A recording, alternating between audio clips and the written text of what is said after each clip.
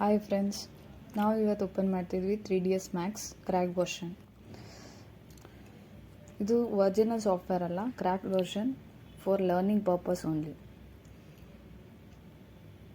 First ನೀವು ಹೋಗ್ತಿದ್ದೀರಾ search ಬಾರಲ್ಲಿ. Search ಬಾರಲ್ಲಿ ಹೋಗಿ ಟೈಪ್ ಮಾಡಬೇಕು ಗೆಟ್ ಇಟ್ ಟು PC ಅಂತ.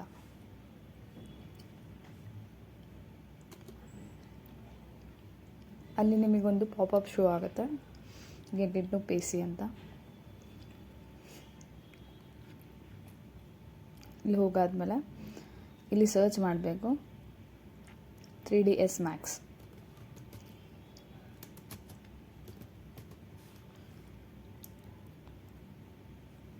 ಈಗ ಲೋ ವರ್ಷನ್ ಡೌನ್ಲೋಡ್ ಮಾಡ್ತಿದ್ದೀನಿ.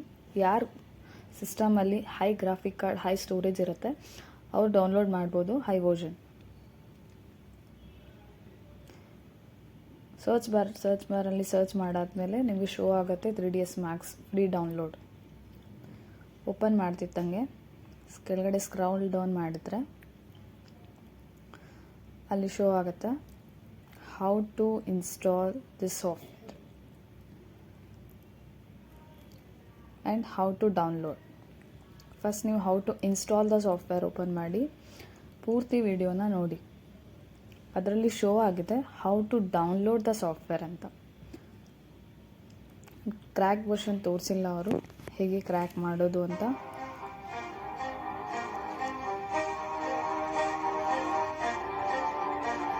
ನಾನು ಅದನ್ನು ತೋರಿಸ್ತೀನಿ.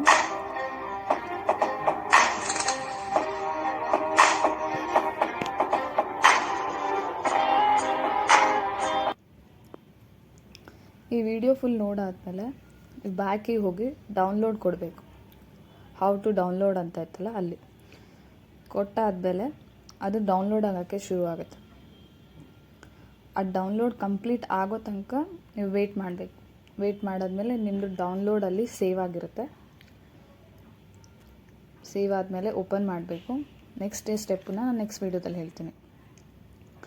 ಓಪನ್ ಮಾಡೋಕ್ಕಿಂತ ಮುಂಚೆ ಹಾಗೆ ಡೌನ್ಲೋಡ್ ಮಾಡೋಕ್ಕಿಂತ ಮುಂಚೆ ನೀವು ಈ ಎಲ್ಲ ಅಪ್ಲಿಕೇಶನ್ಸ್ನ ಆಫ್ ಮಾಡಬೇಕಾಗತ್ತೆ.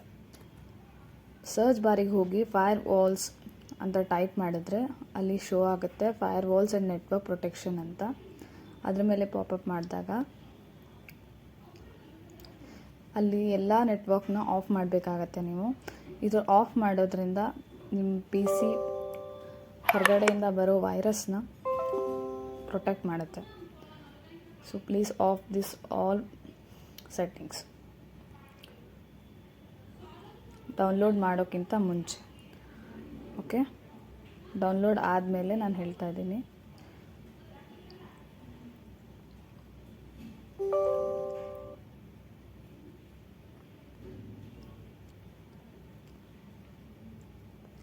ಸಾಫ್ಟ್ವೇರ್ ಡೌನ್ಲೋಡ್ ಮಾಡಾದಮೇಲೆ ಇನ್ನೂ ನೆಕ್ಸ್ಟ್ ಪ್ರೊಸೀಜರ್ ಇದೆ, ಹೇಗೆ ಅಂತ ನೆಕ್ಸ್ಟ್ ಸ್ಟೆಪ್ಪಲ್ಲಿ ಹೇಳ್ತೀನಿ.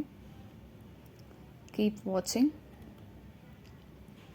ನಿಮಗೆ ಇನ್ನೂ ಮುಂದೆ ಕಲಿಬೇಕು ಅಂತ ಇಂಟ್ರೆಸ್ಟ್ ಇದ್ದರೆ please subscribe, like and share. Thank you.